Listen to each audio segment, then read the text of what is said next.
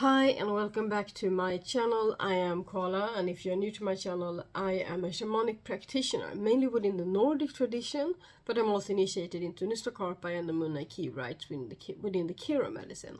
But we're here today to continue our journey through the knowledge of Nordic shamanism, and I did talk briefly about this subject when I talked about the 9 realms or the 9 worlds of the Nordic map of the cosmos, or in a series that I call something along those lines. I will, if you haven't seen that, I can put the playlist up here somewhere, I think, in a card or at the end of the video, so that you can watch that.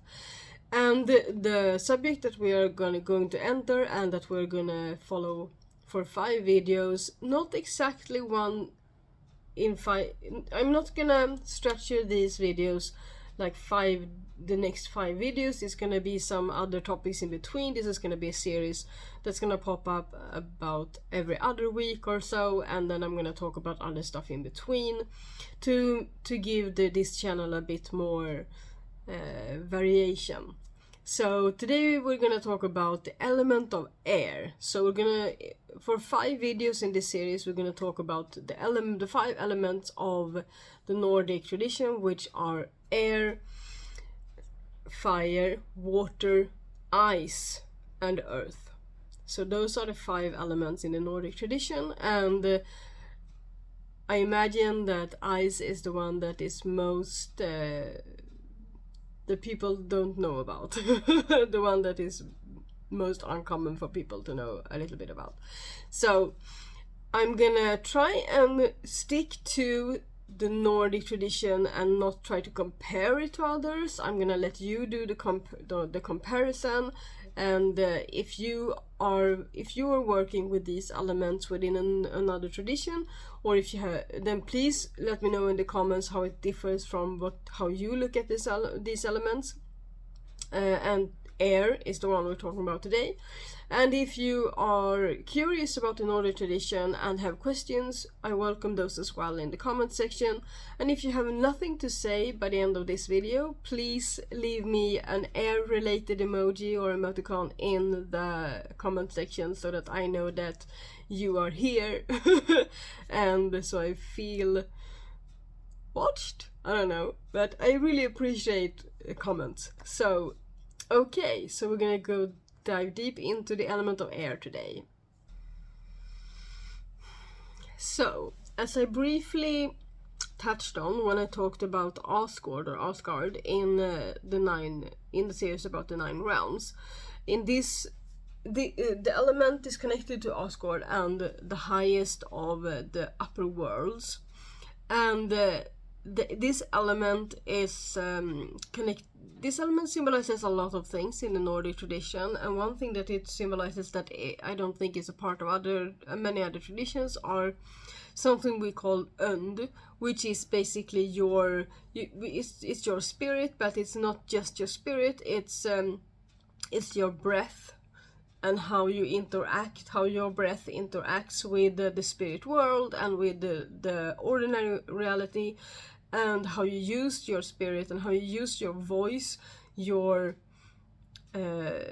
breath to create magic, to do seder, to do a lot of things. So und is you could describe it as simply the part of you that contains your spirit that flies away when you those last couple of breaths, or the last breath when you die, and the energy that holds, and the connection to your soul and spirit that holds. But it's more interactive. For me, und is something really more interactive than just that little bubble of air. It's a concept, and it's a way of interacting with the world to use your und. We use our und when we do galder. And galder is a way of singing. It's a way of creating magic through your voice, and it's actually more simple than people think to do galder or to galdra. And I might do another video at some point about the concept of that, So und is yeah, it's connected to the element of air, and to this rune that is that symbolizes the element of air. And which rune is that, you may ask? Let's see. So this is the rune that symbolizes the element of air in the Nordic tradition. This rune is in Swedish called as, and I think the English word for it is Ansuz. I never use the English word except when I talk about the runes. When I sound the rune, because sounding the runes are a very important way to connect with the runes and connect with the energies that the runes hold and the runes symbolizes. And when we sound this rune, it's as, so it spells as ass, but it's pronounced as, and when I sound it, it sounds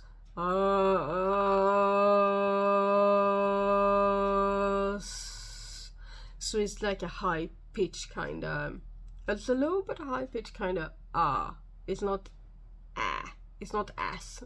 So the element of air also entails other things, not just the und. It entails concepts like communication, like truthfulness and truth, your own inner truth.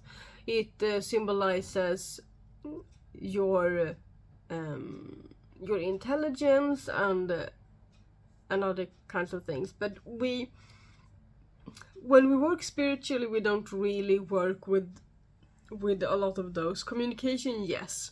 I have an example of when I use this rune for communication, and that example is for one of my staffs that I use, and this is a staff that I use mainly within circle work, like when we are sitting in a circle. This is you could call this my talking stick. It has other intentions as well, or purposes, but here you can see I have 3 runes engraved in this, and at the top we have as or Ansuz, and that is because this is the rune of the communication. This is the rune, this is Tyr and or Tivas, and that is also another rune for righteousness and truth and justice.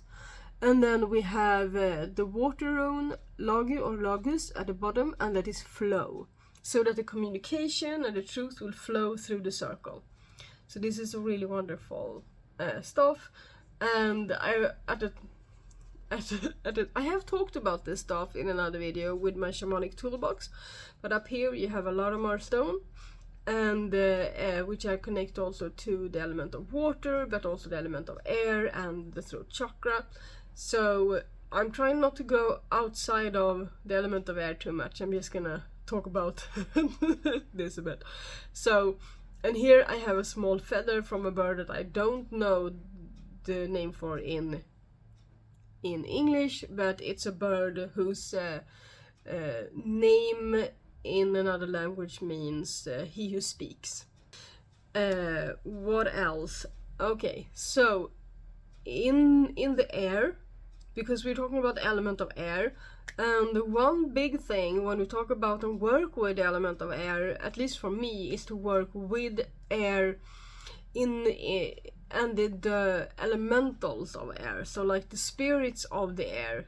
And for me that is first of all, I can work with air and the element of air by using the flow of the air and the directions of the air, like the north wind, the south wind, but also ask the wind to help me with certain things. So I often use, or it sounds wrong to use, but I work with air when I open a sacred space, and when I want things to, I can ask the air to protect me from slander. I can ask the air to protect me from rumors, and I can ask the air to protect my words, so that when I want to talk to someone, only that person hears it, so it becomes a whisper even though we are talking maybe out loud.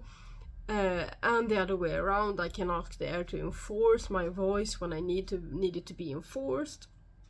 So there's a lot of ways to use the air, and the ways to use the air in in that sense of working with the energy of air is very personal, and it's something that even though I can tell you I do like this, it's more important to get to know the different elements and work with them yourself and form a bond with each of the elements so that it can help you the way that you can interact with that element and get the help and aid and such that is personal for you. So I work with the spirits of the air, and I can call upon them when I need certain things. So that is also something that is derived from my relationship with them. So I call upon them, but before I call upon them, before I can do that, I need a relationship with them, and I need to invite them into my circles, and I need to get to know them. And air is a great element to dance with, for instance. So when I get to know these elementals, if I do it indoors, which I usually do if I want to have like music on that isn't my drum. If I'm working indoors and have a ceremony indoors and invite these elementals, I open a window, I invite them in. So I don't call upon them, I invite them in to get to know them and dance with them. And I choose something that is aligned with the element of air. So if I use my drum, I use a 3-paced way of drumming, I think that's how you say it, so that it is quite fast and it is consistent with the element of air. So I can make another video talking about drum and the beat and the pacing in connection to the different elements. Of course, I can do that. So I make sure that it's like a pacing, a rhythm that is connected to or corresponds with the element that I'm working with, and then I follow the lead of that element. So I listen to the wind while I do it, and I feel the wind around me. So it's best to do it outdoors, of course, and you can also do it without any instrument at all or any music at all, and just stand in the wind and move with the wind and get to know the wind and let the wind lead you. Often when I'm outside and I feel called to a place, to a specific place in nature, to maybe hold a ceremony or to do something else that contains to my spiritual practice, I follow the wind. I can also follow the sun, but it's more common that I follow the wind and I feel the wind pushing me forward, like these elemental spirits are holding me or like embracing me and guiding me in the direction that I want to go. So working with the element of air and the wind and the spirits of these elements are a very profound experience, and the relationship that I have with each of the directions are very profound. And I think in this moment I actually feel most connected to the element of air. I do think it's the easiest one to get to know because it's everywhere. I just have to go outside and I can meet the element of air. Of course, I can meet the element of water by stepping into a shower or turning on the faucet or something like that. Fire is something that you have to get started and get going, and it's a relationship to just, it's a part of the relationship with fire to get the fire going. And then we have earth, that can seem as simple to get to know as the element of air, but where I live, a lot of the time it's too cold to go barefooted or to really work with the element of earth in a direct way. So the element of air is always around you, and you have your own to enhance that relationship with this element and work with it. And I work a lot with the element of air in outdoor ceremonies and when I hold healing sessions, and there's so much I do that is work with this element. And now I just want to go outside and be embraced by the element of air when I'm talking about this. So I hope that has given you a little bit of an insight to the element of air in the Nordic tradition and my practice with air, mostly, maybe. So let me know in the comment section if you have a relationship with the element of air in this tradition or another tradition, and if there's something that differs, or if you have any questions about what I've been talking about today. And I will see you in our next video, where I think we will talk about fire, because I'm trying to follow the wheel of like the medicine wheel, and the medicine wheel I totally forgot to tell you, but air is connected to east in the medicine wheel of the north. So next time we will go south and talk about fire. Okay, so with that said, walk in beauty, take deep breaths and enjoy the feeling of your und going in and out. Feel your und, feel your spirit, feel your soul expanding with each breath. Feel yourself being nourished by the air. And I will see you next time. Xingling!